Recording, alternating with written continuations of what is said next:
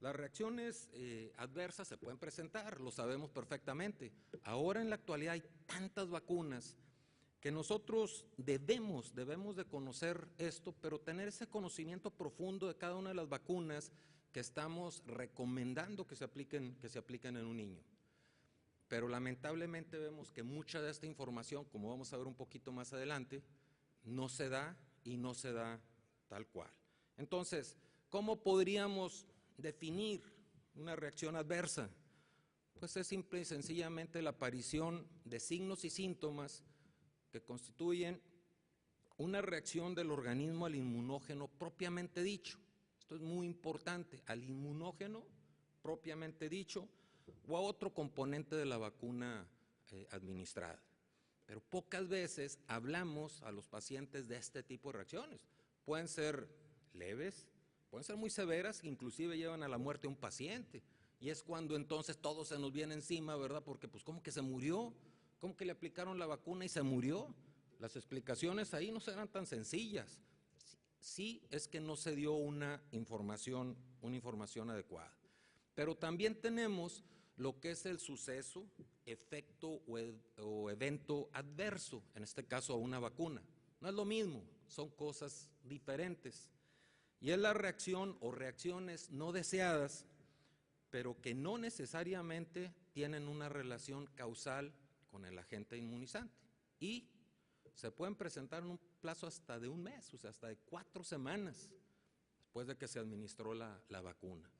Esto es otra cosa importante, porque en el concepto general de nuestros pacientes, ellos piensan que los 2 o 3 días primeros después de que se aplicó la vacuna, es cuando puede aparecer una reacción, ¿verdad? Y a veces nosotros mismos los médicos no sabemos de este periodo de tiempo en donde se puede presentar, ya sea, bueno, en este caso un suceso adverso o una reacción adversa.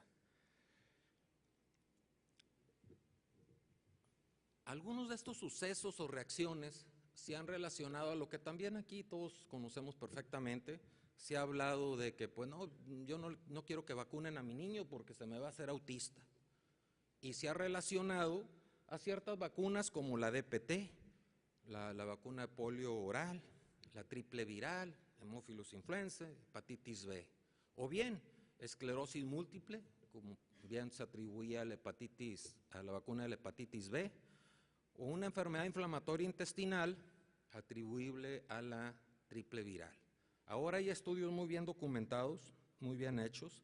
El último que encontré fue en el Journal of Pediatrics de marzo del 2013, que se avienta por adelantado, pero seguramente ahorita ya se puede encontrar, o al menos cuando lo revisé todavía no estaba impreso como tal, estaba en ese proceso, en donde se documenta perfectamente que esto no es así.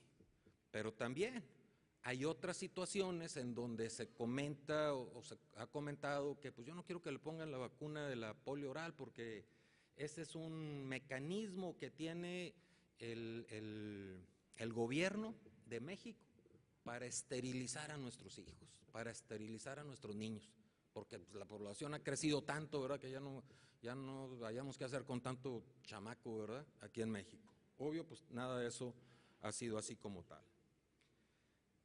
Fíjense, el consentimiento informado en la aplicación de vacunas, no hay un formato único para todas las vacunas, porque las reacciones, los beneficios, la aplicación, la secuencia de aplicación es diferente para todas las vacunas.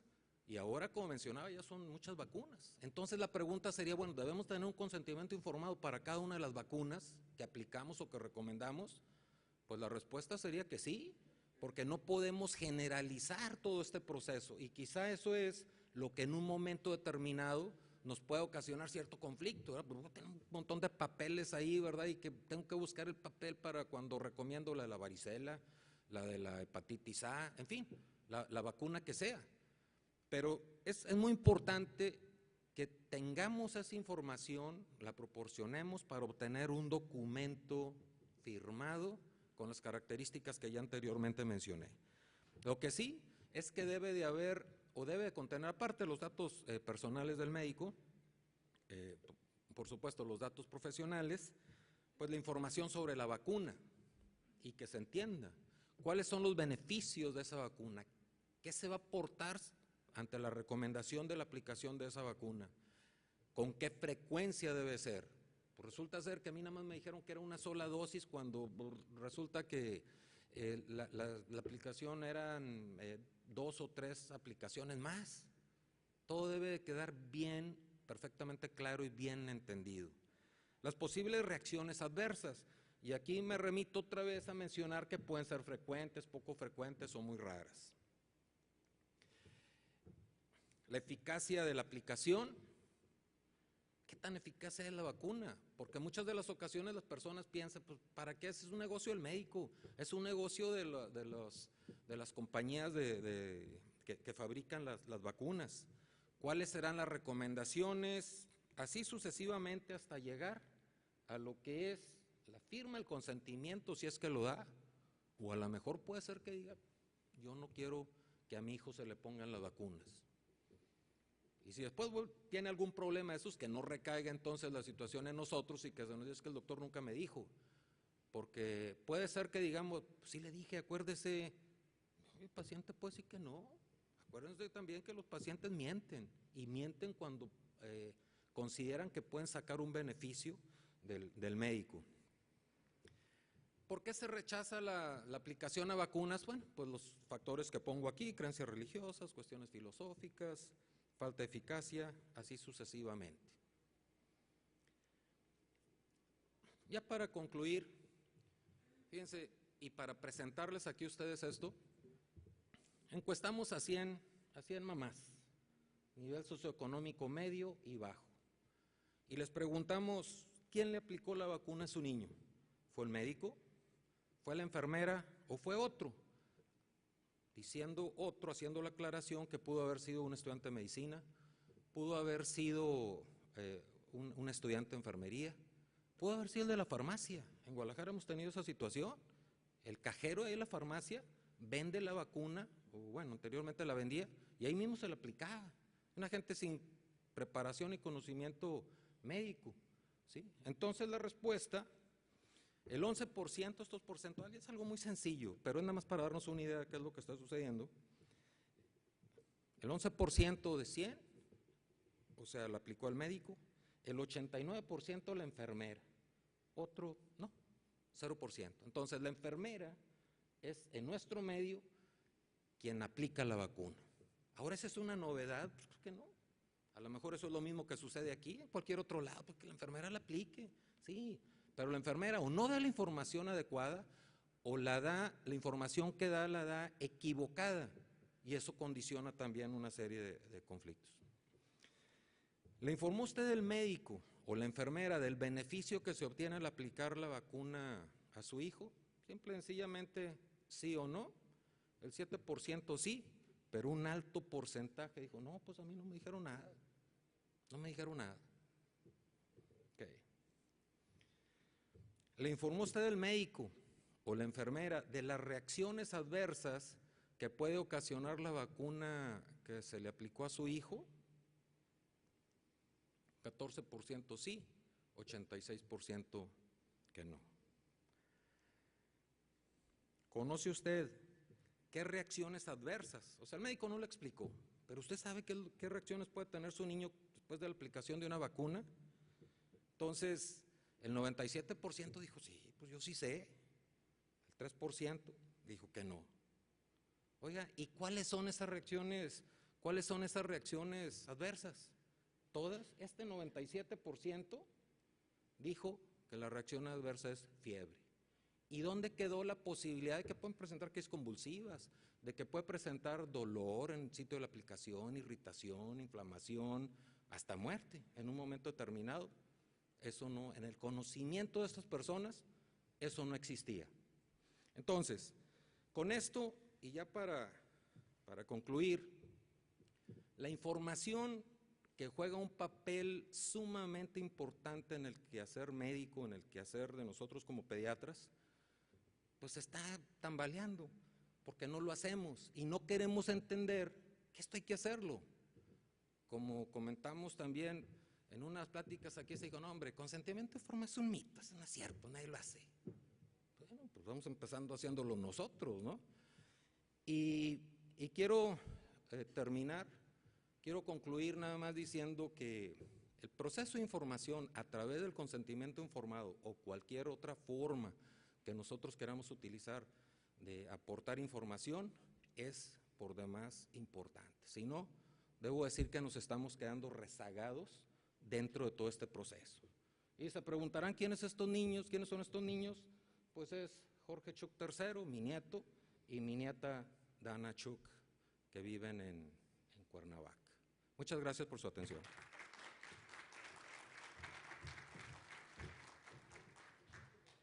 Muchas gracias, doctor. Y a mí me toca entregarle sus diplomas a usted. Muchas gracias a nombre de la Confederación Nacional de Pediatría de México y de la Federación Nacional de Pediatría. ¿Tenemos tiempo para algún par, 2 o 3 preguntas? Sí, doctor. Déjame.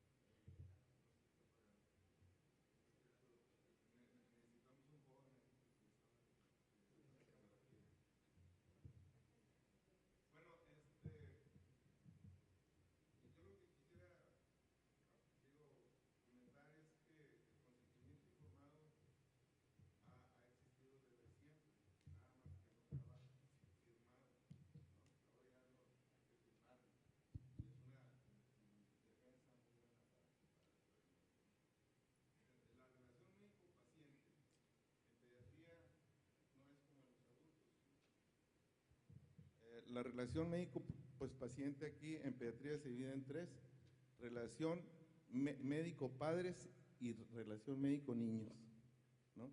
Porque sí, como decía el doctor Vázquez ahorita, hay niños que a determinada edad comprende y hay que informarle lo que se le va a hacer, y esa relación que tenemos al momento de atender a un niño, para calmarlo, porque sí se estresa del momento en llegar al consultorio.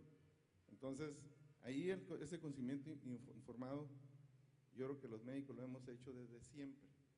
Nada más que ahora por las cuestiones legales, pues sí, hay que dejarlo, inclusive la copia en el expediente, ¿sí? Porque ahí viene pues el proceso de las demandas. Y lo otro es que pues un concepto que dijo el doctor Rodríguez, el primero, ¿sí? ¿Así fue? El primer ponente, perdón, Roberto Hernández, perdón, en que la decisión al final de cuentas, por la misma información, es por la orientación que el médico le da a los pacientes. Entonces eso sí es cierto, ¿no? Hay pacientes que se van a negar a la atención. Se habla de los testigos de Jehová, por ejemplo, ¿no? Hay ese conflicto que tenemos a veces con esas personas para la atención de un niño, donde deciden, a pesar de las complicaciones que tenga el niño, ellos deciden la mayoría de las veces en que no se le haga pues, el procedimiento, y eso es grave. Pero en caso de urgencia, no sé si la doctora aquí nos podía abundar, en caso de urgencias, pues ahí tenemos que echar mano a veces del Ministerio Público para darle pues esa atención a los niños.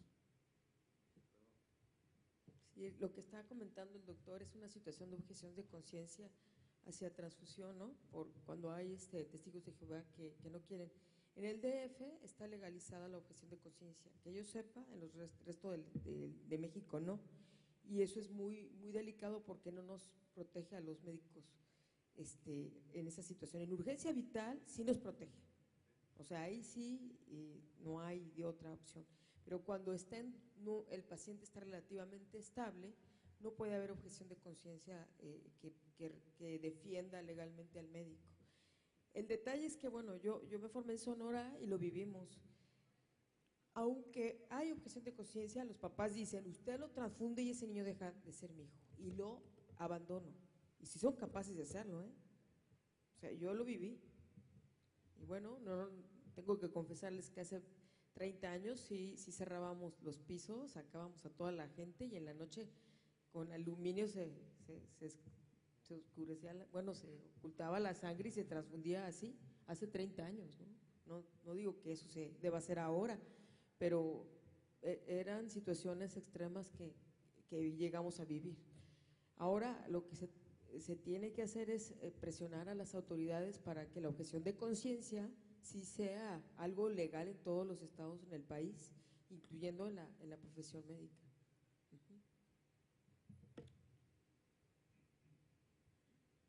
Nada más una pregunta, doctor.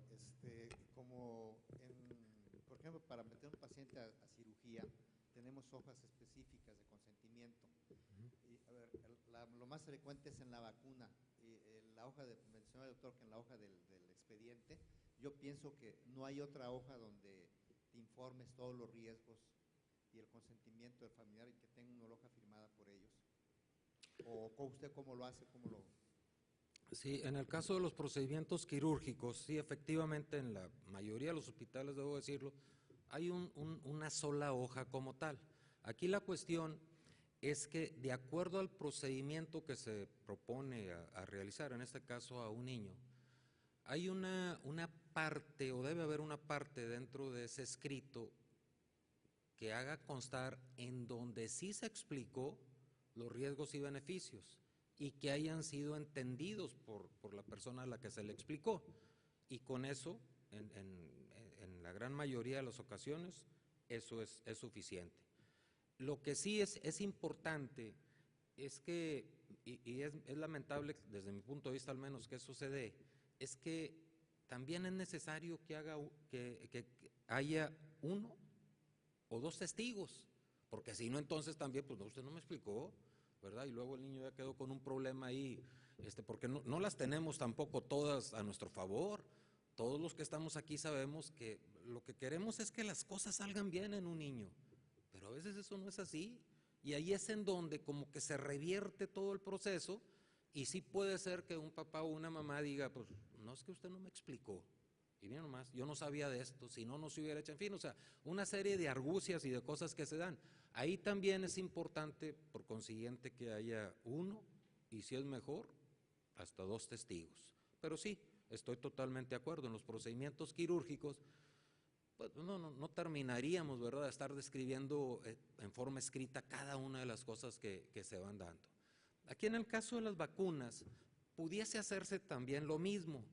La única diferencia es que, bueno, al menos también desde mi punto de vista, es que las reacciones adversas, pues sí pueden ser muy diferentes, desde unas quizá sin mayor trascendencia o problema para el niño, hasta otras que pueden llevarlo hasta la muerte. Pero lo que también es válido mencionar es que con todos estos avances que ha habido, las vacunas ya no son como las que estuvimos manejando hace 30 años. Ahora las vacunas están más purificadas, ya no traen restos celulares, la gran mayoría de ellas, o casi todas ya no contienen restos celulares, lo que hace que todas estas reacciones quizá ya no se presenten con la frecuencia como las estuvimos viendo en el pasado. Pero aquí la cuestión es que la gente no conoce eso, y la enfermera, que es la que aplica, al menos en nuestro medio, como lo hago constatar aquí, un alto porcentaje de las vacunas, cuando deberíamos ser nosotros los que aplicamos las vacunas, pues tampoco nos da explicación, y no nos preocupamos ni en las instituciones públicas o privadas de darles, por decir, un curso a las enfermeras sobre vacunas, para que la información que den al menos sea veraz. Yo siempre he considerado que todo médico, toda enfermera, toda persona que tenga que ver con cuestiones de salud o de ciencias de la salud debe conocer de vacunas. Están los odontólogos, pero le preguntamos a un odontólogo sobre vacunas y no sabe nada. Y ahí también puede haber transmisión de ciertas enfermedades, ¿verdad? Entonces, no nada más somos los pediatras. A mí me llama mucho la atención, hay una persona en Guadalajara, pediatra, que con cierta frecuencia me llama o me manda mensajitos, ¿verdad? Oye, doctor, nomás le quiero preguntar, fíjese que un niño me llegó así, le pusieron esta vacuna, ¿al cuánto tiempo le puedo poner esta otra? Caray, o sea, pues, ¿qué pasó, verdad? O sea, yo agradezco la confianza que me tiene, pero también digo, oye, pues espérame, pues es que tú debes de ser experta en esto, ¿no? como cualquiera de los que estamos aquí. Sí. Doctor Escobar, aquí de Monterrey. Nada más para especificar algunas cosas. El recurso cuando son testigos de Jehová y, por ejemplo, que no es raro que tengamos pacientes, sobre todo recién nacidos, que requieren transfusión por riesgo de vida, ¿no? Hay que especificar, tiene ese recurso del Ministerio Público y del juez, y actúan casi de inmediato, ¿eh? O sea, en 30 minutos tienes la orden del juez de que lo puedas transfundir. Yo creo que aquí en Nuevo León también existe lo que decía la doctora, el otro motivo. O sea, sí hay recursos legales para, en riesgo de la vida del bebé o del niño, se autorice una cirugía o a los testigos de Jehová la transfusión. No existe todavía la norma oficial del consentimiento informado en vacunas. Aquí el problema que yo veo es la factibilidad de hacerlo, porque en México la aplicación de vacunas es obligatoria, ¿sí? Claro, la aceptación de la vacuna pues voluntaria. Entonces, ¿qué tan factible pudiera ser cuando, por ejemplo, en el hospital de Gine nacen 80 niños en el día y se ponen al salir 80 vacunas en contra de la tuberculosis? O sea, ¿qué factibilidad hay de que pueda estarle informando y diciendo al paciente y que tengas que tener un consentimiento informado? Que ahorita no existe la norma oficial para las vacunas. Y, por ejemplo, que vas a un centro de salud y llegan los pacientes, a veces hasta citados, a estar vacuna y vacuna y vacuna. Entonces, ¿qué práctico puede ser? Quizá lo más importante sea la publicidad en medios o en redes, ¿verdad?, por parte del gobierno.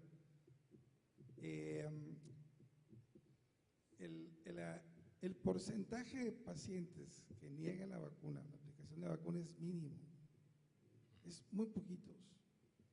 Entonces también el darle información, lo importante no es que esté escrita, es que el paciente la entienda. Si cuando tú pides un consentimiento informado, no necesitas explicar en el papel que dijiste 100 riesgos o 100, sino que sí los dijiste y que el paciente los entendió. ¿Sí? Y sí, siempre en todos los consentimientos informados debe haber 2 testigos, siempre, es por ley. En enero de este año, la Suprema Corte de Justicia determinó que el dueño del expediente clínico es el paciente. ¿Qué implicación tiene todo esto en la bioética? Sí, porque tienes que, a razón de esta ley, pues el paciente es el dueño del expediente. ¿Sí? Entonces, ¿qué implicación va a tener todos estos documentos que se piden por ley para protección del médico, cuando ahora el dueño es el paciente? Incluso hasta en la utilización del expediente electrónico. Sí, o sea, todos esos documentos que estamos pidiendo es para protección del médico y de la institución que va a dar una terapéutica. Bueno, el cambio de la ley, ¿qué implicación va a tener? Sí, porque el dueño del expediente va a ser el paciente. Sí, efectivamente, o sea, tienes razón. Ahora el dueño del expediente es el paciente. Pero ¿por qué sale todo este papelería, todo este tipo de cosas? Pues yo me atrevo a decir que porque no estamos haciendo las cosas bien. Me atrevo a decir que porque no estamos informando como deberíamos de informar. Si yo tengo mi expediente bien documentadito, con todo lo que encontré, bien hecho, como deben de hacerse las cosas, pues no debería haber ningún problema. Te lo quieres llevar, llévatelo, es tuyo. Pero en muchas de las ocasiones, y no digo que así sean todos los casos, pero muchas de las ocasiones, no, espérame, pues el expediente no, porque, híjole, me van a cachar en algo. Pues si está bien hecho no debe haber absolutamente ningún problema.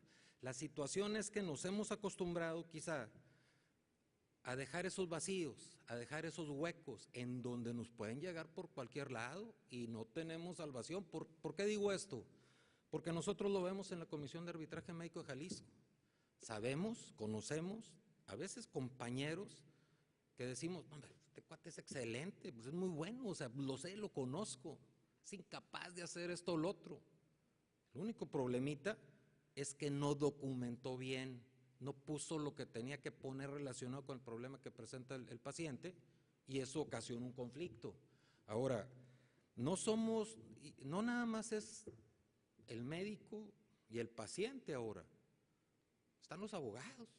Lo que sucede en Guadalajara, y voy a mencionar en dónde específicamente, afuera, en Guadalajara hay 2 hospitales civiles excelentes, porque la atención que se brinda ahí, la cantidad de pacientes que atienden es impresionante. Ahí hay médicos, pero de altísimo nivel. Y cuando un paciente sale de ahí, hay una placita, no me acuerdo cómo se llama, particularmente en el Hospital Civil Viejo, y están los que se llaman los abogados guisacheros, ¿no? Nada más están esperando a ver, oye, ¿cómo lo atendió el médico? ¿Lo atendió bien? ¿Le dijo algo que no le gustó? Pues lo podemos demandar a ese médico, y usted no va a pagar nada. Nada más que si ganamos, vamos 50-50. Aquí está mi tarjeta. Mucha gente, pues los manda a volar, pero hay otros que dicen, no, hombre, pues estoy pero tronado, ¿verdad? Entonces, pues yo que voy a perder, no voy a perder nada, y puedo ganar algo, y así se da una situación muy lamentable, pero que así sucede. Yo creo, para contestar específicamente, y estoy dando mi opinión, que si hacemos las cosas bien, como creo yo sabemos hacerlo todos, al menos todos los que estamos aquí, no tenemos ningún problema en decir que está el expediente, llévatelo. Que lo vea el otro compañero al que se lo vas a llevar, que lo vea la doctora, o sea, ¿cuál problema? No sé si tengamos tiempo todavía, porque tenemos que salir a... La base no es el contenido clínico del expediente. La base que puso la Suprema Corte de Justicia es por la privacidad de los datos. ¿Sí? Esa es otra cuestión. Esa fue la cuestión que dijo, no el contenido, de que, o sea, los datos del paciente y los diagnósticos. Sí, Sí.